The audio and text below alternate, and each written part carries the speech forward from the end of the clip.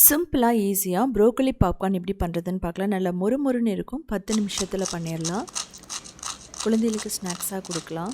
Tea காஃபிக்கு ரொம்ப பர்ஃபெக்டாக இருக்கும். இதுக்கு ஒரு மீடியம் சைஸ் ப்ரோக்கலி எடுத்துகிட்டு நல்லா வாஷ் பண்ணிக்கோங்க. இது பார்த்திங்கன்னா உப்பு போட்டுட்டு 1 நிமிஷம் மட்டும் பாயில் பண்ணால் போதும். அப்போ தான் அந்த பச்சை வாசனை போகும். குழந்தைகளுக்கு பார்த்திங்கன்னா ரொம்ப பிடிக்கும். இல்லை டைரெக்டாக கூட உங்களுக்கு பிடிச்சிருந்ததுன்னா ஃப்ரை பண்ணலாம். இப்போ தண்ணியை கம்ப்ளீட்டாக வடிச்சிட்டு ஐஸ் க்யூப்ஸ் போட்டிங்க அப்படின்னா நல்லா கிறிஸ்பியாக ரெடி ஆகிடும். இப்போது ஒரு பவுலில் மைதா, கார்ன்ஃப்ளவர், அரிசி மாவு, உப்பு, மிளகாய்த்தூள், அதுக்கப்புறம் பெப்பர் தூள் போட்டுக்கலாம். கரம் மசாலா நல்லா மிக்ஸ் பண்ணதுக்கப்புறமா தேவையான அளவு தண்ணி ஊற்றிட்டு ஒரு நல்ல திக்கான பேட்டர் மாதிரி நம்ம கொண்டு வந்துடணும். நம்ம இதில் ப்ரோக்கலி டிப் பண்ணிவிட்டு நம்ம பிரெட் க்ரம்ஸில் கோட் பண்ண போகிறோம். ஸோ அப்போ நமக்கு திக்காக தான் வேணும், தண்ணியாக இருக்கக்கூடாது.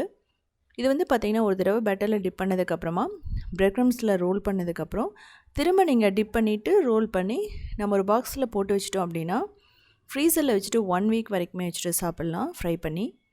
இப்போ நம்ம டைரெக்டாக தான் ஃப்ரை பண்ண போகிறோம். நல்ல சூடான எண்ணெயில் போட்டுட்டு கிறிஸ்பியாக கோல்டன் ப்ரௌன் ஆகிற வரைக்கும் ஃப்ரை பண்ணி எடுத்துடணும். ஸோ இதே மஞ்சூரியன் ஸ்டைலில் கூட நீங்கள் பண்ணலாம். இதில் சாஸ் எடுத்துட்டிங்கன்னா ரொம்ப ரொம்ப சூப்பராக இருக்கும். ப்ரோக்கலி சாப்பிடாத குழந்தைகளுக்கு பெஸ்ட்.